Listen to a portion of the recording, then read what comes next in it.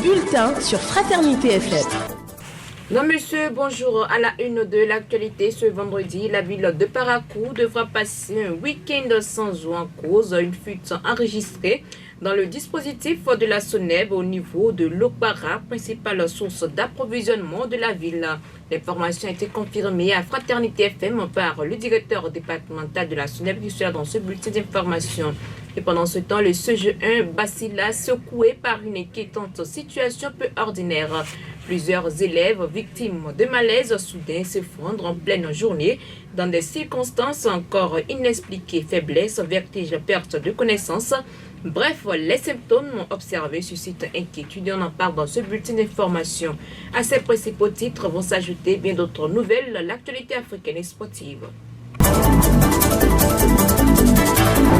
Bienvenue à chacun et à tous. Si vous êtes abonné à la Société nationale des eaux du Bénin dans la ville de Parakou, vous l'aurez sans doute remarqué, la distribution de l'eau potable rencontre des perturbations majeures depuis quelques jours et la situation pourrait encore durer tout le week-end qui s'annonce. C'est l'essentiel à retenir des propos du directeur départemental de la SONEB, Borgou Alibouri, rapproché par la rédaction pour comprendre les raisons de ce dysfonctionnement. Charbilou Maman évoque une importante fuite à l'Okpara qui plonge plusieurs quartiers dans la pénurie d'eau. Au niveau de la ville de Parakou, nous utilisons les eaux de surface, c'est-à-dire le barrage de l'Okpara, qui est à environ 13 km du centre de ville de Parakou. C'est au niveau de ce barrage que nous captons l'eau brute. Et cette eau brute qui est captée à la station d'eau de l'Okpara est transférée vers l'usine de Banikane pour être traitée avant d'être refoulée vers les populations pour les besoins de nos concitoyens. Il faut reconnaître que au niveau de la station de l'Okpara, nous avons un gros tuyau, une grosse conduite PHD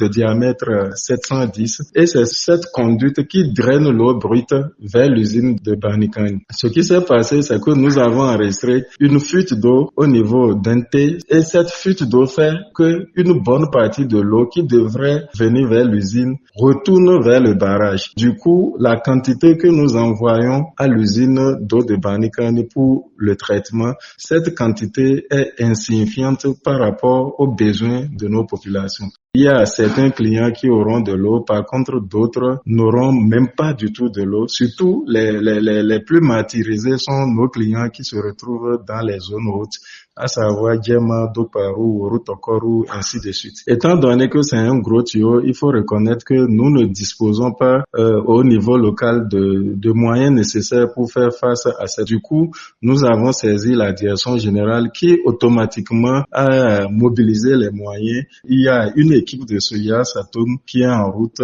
et également l'entreprise Agi qui est en train d'exécuter la deuxième phase du projet de renforcement du système d'alimentation en eau potable de la ville de Parakou. Cette entreprise est également mise à contribution.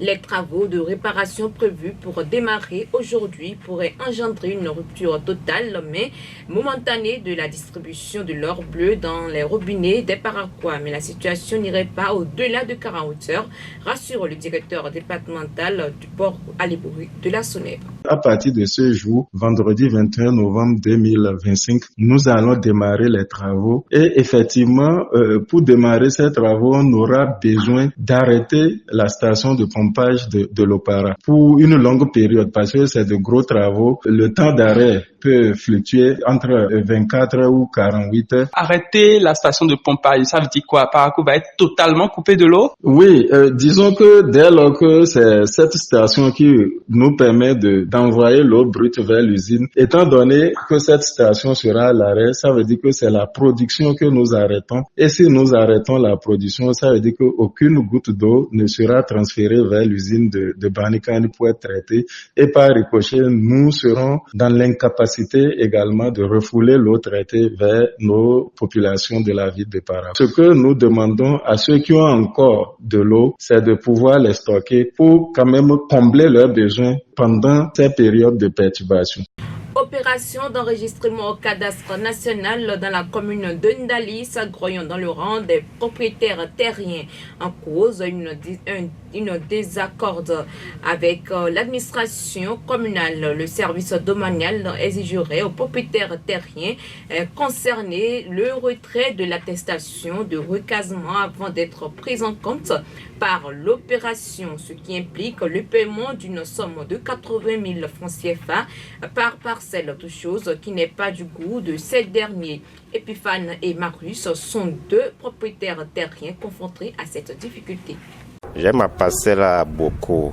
J'ai fait l'enregistrement en août, mais ça a été rejeté. Faute de quoi qu'on doit payer 80 000 à la mairie pour pouvoir prendre attestation de recasement d'abord. Alors que nous, on n'a pas, là où actuellement, là on n'a pas 80 000 pour payer à la mairie. Mais je connais ma parcelle. J'ai payé les frais de bornage. J'ai pris fiche de recasement. J'ai tout introduit. Mais pourtant, la mairie rejette pour dire qu'il nous faut nécessairement l'attestation de recasement avant qu'on ne nous enregistre au cadastre. Je n'ai pas l'attestation, mais j'ai ma fiche de recasement. J'ai payé les frais de bornage. Je connais les 4 bornes. Mais c'est l'attestation de recasement qui pose problème. Pour pouvoir faire l'enregistrement des parcelles, on nous exige que la fiche d'attestation de recasement soit présentée, ce que le cabinet nous a offert. Or, dans le document qui demande pour le cadastre, c'est demander un papier justificatif de la parcelle, une convention de vente, permis d'habiter. Maintenant, nous exige l'attestation de recasement qu'il faut aller d'abord payer 80 000 francs à la mairie pour qu'on nous délivre une attestation de recasement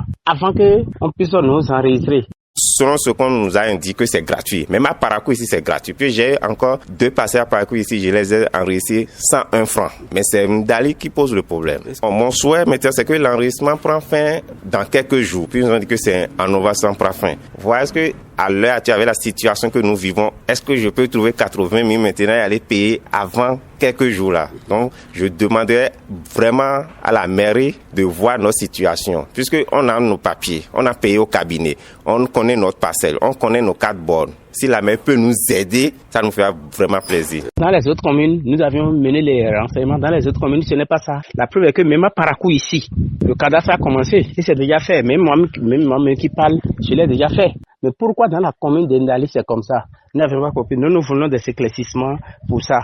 Toutes nos tentatives pour avoir la version des autorités communales sont restées pour l'instant sans suite. Pour rappel, l'opération d'enregistrement au cadastre national est gratuite. En plus bref, à présent, des cas répétés d'élèves qui s'effondrent soudainement en pleine journée, sèment la panique au CEGE Imbasila. Plusieurs apprenants ont été victimes de malaise brusques s'écroulant sans explication apparente. Une situation qui inquiète profondément parents, enseignants et responsables scolaires. Selon les témoignages recueillis, les enfants présentaient avant leur chute des signes de vertige, de faiblesse ou une perte momentanée de connaissance. À ce stade, aucune cause précise n'a encore été identifiée, ce qui rend la situation encore plus préoccupante. Intoxication, stress collectif, problème environnemental, tout autre facteur restent des hypothèses à explorer. Face à ces incidents inquiétants, les responsables de l'établissement appellent les autorités sanitaires et éducatives à mener en urgence des analyses approfondies. Plusieurs parents exigent également des mesures immédiates, dont un contrôle médical général, l'inspection des locaux, l'analyse de l'eau et un accompagnement psychologique des élèves affectés.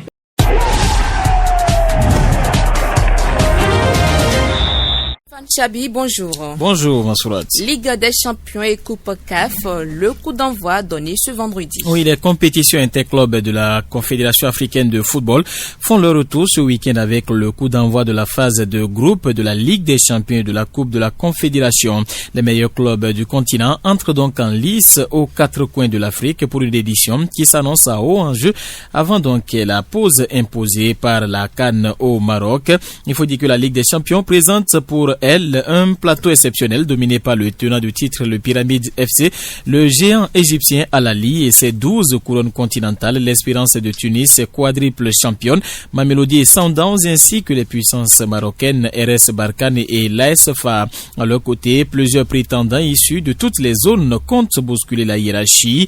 En Coupe de la Confédération, le casting est tout aussi relevé. Zamalek et l'USM Alger, anciens vainqueurs, sont rejoués par le Wydad, le CR Belouizdad, le Kaiser Chiefs, Stellenbosch, Azam, Zesco United ainsi que le prometteur Nairobi United qui découvre la scène continentale. Les premières confrontations donnent immédiatement le ton. En Ligue des Champions, Pyramids reçoit River United au cœur pendant que la RS Berkane affronte Power Dynamo dans un duel nord-sud très attendu. Al Ahly débute donc sa quête d'un 13e sacre face à la JS Kabylie. L'Espérance accueille de son côté le Stade malien et le Mamelodi Sundowns ouvre sa campagne contre le Saint-Éloi de Lupopo. Au Coupe du Monde 2026, de grandes nations absentes. Oui, de grandes nations ne seront pas présentes à la grande fête du football mondial. La route vers le mondial a réservé donc de nombreuses surprises et de grosses déceptions d'ailleurs, alors que 42 sélections ont déjà validé leur billet pour la première Coupe du Monde à 48 équipes. Plusieurs poids lourds du football africain vont manquer l'événement planétaire organisé aux États-Unis, au Canada et au Mexique. Et parmi les absents de marque, on retrouve le Nigeria, cette fois mondialiste, tombé face à la République démocratique du Congo, les Lions indomptables du Cameroun, habitués des joutes planétaires qui ont été aussi ou qui ont vu leurs rêves s'écouler après un parcours insuffisant. D'autres nations historiques comme le Mali, le Burkina Faso, le Gabon ne seront pas du voyage non plus malgré un vivier donc de talent important. Il faut dire, Masourat, pour finir, que cette édition 2026 marquera donc un tournant. Certaines puissances africaines devront suivre la compétition à distance, tandis que d'autres nations émergentes, parfois inattendues, auront l'occasion de briller sur la scène mondiale et parmi elles, il y a le Cap-Vert. Ainsi s'achève ce dernier numéro du bulletin de l'information que j'ai le plaisir de vous présenter. Merci de nous avoir suivis. À très bientôt.